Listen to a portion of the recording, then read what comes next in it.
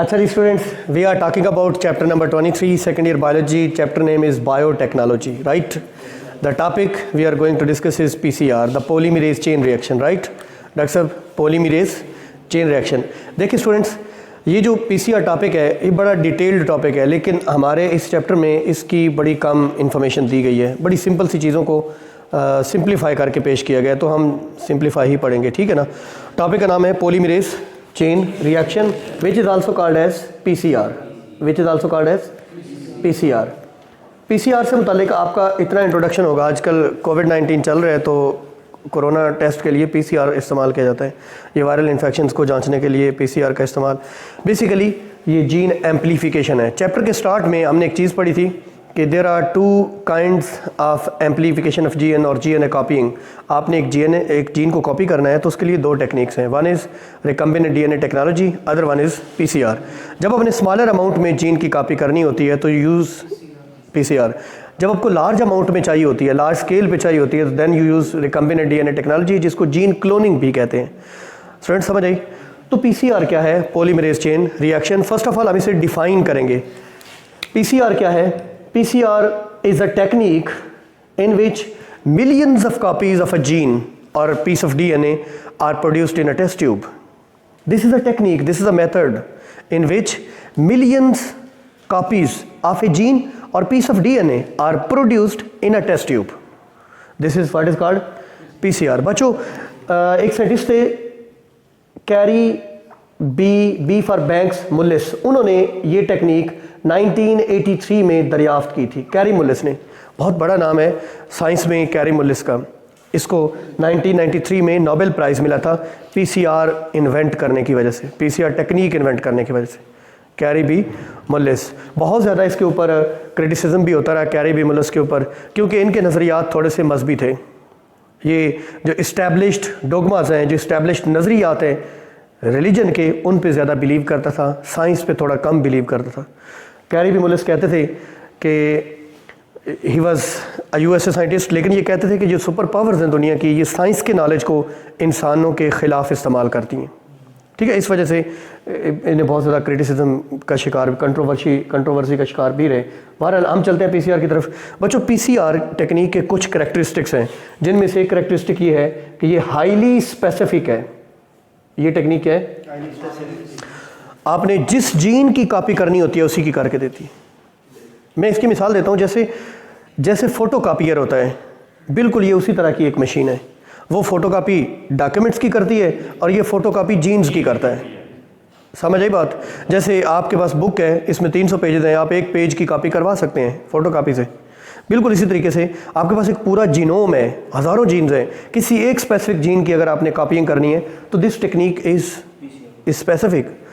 This can do that function for you. Clear हुई बात? बच्चों, पार्ट्स पर मिलियन भी ये कॉपी कर सकती है. आपका जीनोम जो है ना, उसका एक मिलियंथ पार्ट हो, उसकी भी ये एम्पलीफिकेशन कर सकती है, उसकी कॉपीज़ कर सकती है, उसकी कॉपियाँ तैयार कर सकती है. पार्ट्स पर मिलियन. आपके जीनोम के अगर मिलियन हिस्से किए जाएँ तो उनमें से एक हिस्से को अगर आपने बड़ा करना हो, उसकी कॉपियाँ तैयार करनी हो, तो this PCR technique can do that. ये एक सिंगल जीन जो होती है, एक सिंगल जीन, उसको इन्हांस कर सकती है. आपने इंसुलिन का जीन निकाला, इंसुलिन में 51 अमाइनो एसिड्स हैं, तो 153 उसमें न्यूक्लियोटाइड होंगे. एक छोटा सा जीन है, आप चाहते हैं उसकी 1 लाख कापी तैयार करना, क्योंकि आपने 1 लाख बैक्टीरिया के अंदर उसे इनॉकुलेट करना है, तो you will use PCR. It will make 1 lakh copies for you of the insulin gene. So this can amplify a single gene. पूरा डीएनए नहीं करेगी, बल्कि एक जीन को कर देगी. क्लियर हुई बात? बच्चों, हम देखेंगे इसका मैकेनिज्म क्या है, कैसे करता है पीसीआर. मैकेनिज्म में जो पहली चीज़ हम सीखेंगे, इसका नाम क्यों है पॉलीमरेज चेन रिएक्शन. इसका नाम पॉलीमरेज चेन रिएक्शन क्यों है? इसको पॉलीमरेज इसलिए कहते हैं कि इसमें डीएनए पॉलीमरेज एंजाइम इस्तेमाल होता है. DNA polymerase enzyme. थोड़ा सा आगे चल के मैं आपको बताऊंगा कि इसमें जो डीएनए पॉलीमरेज एंजाइम इस्तेमाल होता है उसका नाम है टैग पॉलीमरेज. उसका नाम क्या है? Tag polymerase. ये टैग पॉलीमरेज क्या है, ये आगे चल के देखते हैं. DNA polymerase. What is DNA polymerase? आपको याद है चैप्टर 20 रेप्लिकेशन ऑफ डीएनए में पढ़ा था। ये वो एंजाइम है जो डीएनए की रेप्लिकेशन कर सकता है, जो डीएनए की कॉपीज बना सकता है। समझिए बात। इसके हमने एक दो इश्यूज भी देखे थे कि it can not start the process of replication, it need a primer. याद है आपको, इसको प्राइमर चाहिए होता है इनिशिएशन के लिए, खुद से ये इनिशिएट नहीं कर सकता। और ये सिर्फ 5 to 3 इलांगेट कर सकता है, 3 to 5 नहीं कर सकता। इसलिए आपको याद होगा रेप्लिकेशन ऑफ डीएनए में हम देखते हैं कि कंटिन्यूसली होता है और एक डिसकंटिन्यूसली स्ट्रैंड सिंथेसाइज होता है। वो काज़ाकी फ्रैगमेंट्स एटसेट्रा आपके ज़हन में होगा, नहीं है तो रहने दें, इधर आ जाए बच्चों। इसको पॉलीमरेज इसलिए कहते हैं कि इसमें डीएनए पॉलीमरेज एंजाइम इस्तेमाल। इसे चेन रिएक्शन क्यों कहते हैं? ये सीरीज में होता है, ये रिपीटेडली होता है, ये अगेन एंड अगेन होता है। देखो एक जीन की 1000 कापीज बनानी है तो ये 1000 मरतबा होगा, इसलिए इसको chain. First reaction complete, then repeatedly होता है, इसलिए इसको चेन रिएक्शन कहते हैं। This is why this is called polymerase chain reaction. बच्चों बात समझाई?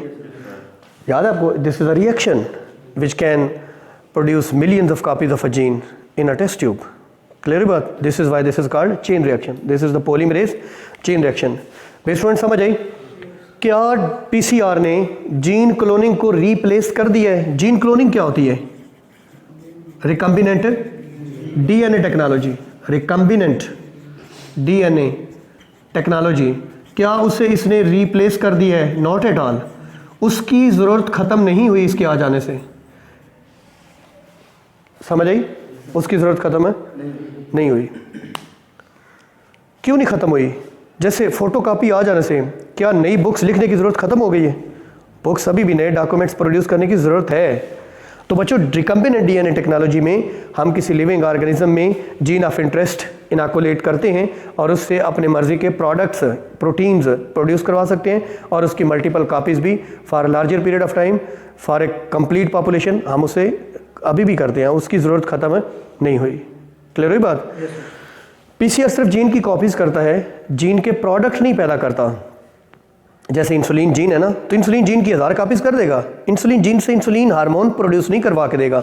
उसके लिए आपको यूज़ करनी पड़ेगी रिकम्बिनेंट डीएनए टेक्नोलॉजी। आपको बैक्टीरिया का प्लाज्मिड लेना पड़ेगा, उसके अंदर इंसुलिन जीन इनॉकुलेट करना पड़ेगा, फिर उसे बैक्टीरिया में लगाना पड़ेगा, फिर बैक्टीरिया आपको इंसुलिन हार्मोन प्रोड्यूस करके देगा। क्लियर है बात? तो ये रिप्लेस नहीं हुई है। बच्चों डीएनए पॉलीमरेज के 2 इश्यूज चैप्टर 20 में पढ़े थे। नंबर 1, ये रेप्लिकेशन के प्रोसेस को इनिशिएट नहीं कर सकता। इसके लिए आपको चाहिए प्राइमर। प्राइमर क्या होता है? एक 20 न्यूक्लियोटाइड बेसिस का सीक्वेंस होता है जो कंप्लीमेंट्री टू पेरेंट डीएनए होता है, जो रेप्लिकेशन के प्रोसेस को इनिशिएट करता है। एक मरतबा रेप्लिकेशन का प्रोसेस इनिशिएट हो गया, डीएनए एम्प्लीफिकेशन, डीएनए कॉपीइंग का प्रोसेस इनिशिएट हो गया, तो डीएनए पॉलीमरेज उसे आगे बढ़ा लेगा, उसे एक्सटेंड कर लेगा। क्लियर हुई बात? प्राइमर चाहिए होता है। बच्चों दूसरी बात, ये सिर्फ 5 प्राइम टू 3 प्राइम कॉपी कर सकता है। भाई बात समझ आई?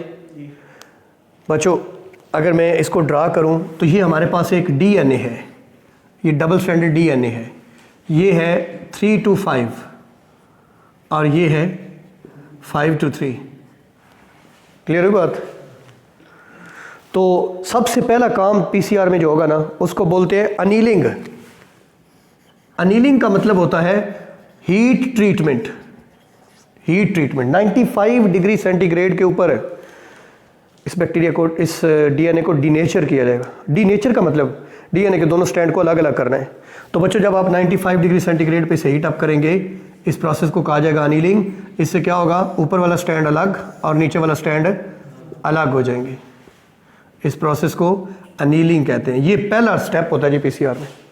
अब अलग हो गए, अब अगला स्टेप क्या होगा? आपने इनके साथ ऐड करने हैं प्राइमर्स।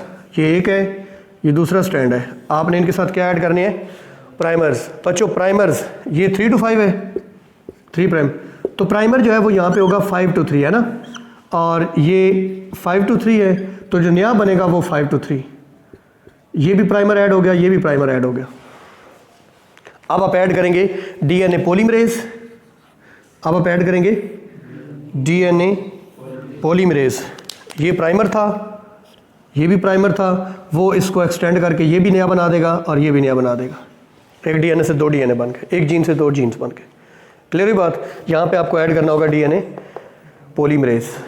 डीएनए पॉलीमरेज, और फिर इस प्रोसेस को दोबारा से रिपीट किया जाएगा। एक कापी बन गई, 1 से 2 कापीज़, फिर रिपीट करेंगे 4 कापीज़, फिर रिपीट करेंगे 8 कापीज़, इस तरीके से ये रिपीटेडली होता चला जाएगा। फिर स्टूडेंट समझ आई। अब एक बड़ी इंपॉर्टेंट बात, एक मरतबा कापी होने के बाद क्या आपको डीएनए पॉलीमरेज दोबारा ऐड करना पड़ेगा? अगर आप ऑर्डिनरी आम जो हमारी बॉडी में डीएनए पॉलीमरेज एंजाइम है वो यूज़ करें तो आपको दोबारा यूज़ करना पड़ेगा, क्योंकि इतने हाई टेम्परेचर पे वो एंजाइम डीनेचर हो जाएगा अगर आप डीएनए पॉलीमरेज अपनी बॉडी वाला इस्तेमाल करें। इसलिए कैरी मुल्लस ने बताया कि आप एंजाइम यूज़ करें टैक पॉलीमरेज। बच्चों, व्हाट इज टैक पॉलीमरेज? देखो, टैक पॉलीमरेज ये भी एक डीएनए पॉलीमरेज एंजाइम ही है, लेकिन ये लिया गया है थर्मस हीट को कहते हैं, एक्वाटिकस पानी को कहते हैं, एक्वा थर्मस एक्वाटिकस एक बैक्टीरियम का साइंटिफिक नेम है। ये वो बैक्टीरियम है थर्मस एक्वाटिकस जो हॉट स्प्रिंग्स में रहता है, मैरीन एनवायरनमेंट में बॉटम के अंदर 120 डिग्री सेंटीग्रेड टेम्परेचर होता है। ये बैक्टीरियम वहाँ पे रहता है जिसका साइंटिफिक नेम क्या है? थर्मस। इसका डीएनए पॉलीमरेज, क्योंकि बच्चों ये अगर 120 डिग्री सेंटीग्रेड पे सर्वाइव कर रहा है तो इसका मतलब इसके अंदर जो डीएनए पॉलीमरेज होगा वो थर्मोस्टेबल होगा, वो हीट को टॉलरेट, हमारा डीएनए पॉलीमरेज हीट को टॉलरेट, तो इससे बनाया गया, यहाँ से लिया गया थर्मस से टी और एक्वाटिकस से क्यू, तो इसका नाम क्या रखा गया? Taq polymerase. What is Taq polymerase? A DNA polymerase enzyme which is obtained from the Thermus aquaticus bacteria which are found in the hot springs. As these are found in hot springs, so their DNA polymerase will be thermostable. It will be able to tolerate the heat. इतने temperature को tolerate करने की सलाहियत रखता होगा। Base student समझ आई? Tag polymerase. अच्छा, आज आखिरी बात, आज जो पीसीआर किया जाता है ना, आज जो पीसीआर किया जाता है वो एक ऑटोमेटिक मशीन है, ऑटोमेटिक पीसीआर मशीन है जिसको थर्मोसाइक्लर कहते हैं, जिसको थर्मोसाइक्लर कहते हैं। बच्चों, थर्मोसाइक्लर के अंदर एक मशीन के अंदर, ऑटोमेटिक मशीन है, एक रोबोटिक मशीन है, अब उसके अंदर डाल देते हैं अपना जीन ऑफ इंटरेस्ट जिसकी कॉपीज़ करनी है, टैग पॉलीमरेज, प्राइमेज, और उसको कमांड दे देते हैं कितनी कॉपीज़? 100 कॉपीज़। जैसे फ़ोटोकॉपी मशीन पे कमांड देते हैं 100 कॉपीज़, तो वो आपको, वो खुद ही सारा प्रोसेस, वो प्राइमर खुद तैयार करेगी मशीन, वो डीएनए की सिंथेसिस खुद करेगी, वो टैग पॉलीमरेज को खुद, चूँकि वहाँ पे टेम्परेचर 95 तक जाता है तो टैग पॉलीमरेज वहाँ पे यूज़ हो सकता है। क्लियर हुई बात? This is PCR, this is polymerase chain reaction. हमने देखा इसकी डेफिनेशन, फिर हमने देखा इसके कैरेक्टरिस्टिक्स 3, फिर हमने देखा मैकेनिज्म। बच्चों, मैकेनिज्म में क्या क्या देखा? पहले इसका नाम ये क्यों है, 2 रीज़न उसकी, डीएनए पॉलीमरेज इस्तेमाल होता है और मैनी कापीज़ तैयार होती हैं, चेन रिएक्शन इसलिए कहते हैं। फिर हमने देखा कि क्या इसने रिकम्बिनेंट डीएनए टेक्नोलॉजी को रिप्लेस किया है? नहीं। फिर हमने देखा प्राइमर्स क्यों ज़रूरी हैं, फिर उसके बाद टैग पॉलीमरेज के बारे में देखा, और फाइनली हमने थर्मोसाइक्लर, एक ऑटोमेटिक रोबोटिक मशीन जो है, उसके बारे में देखा। This is all about PCR. Any question?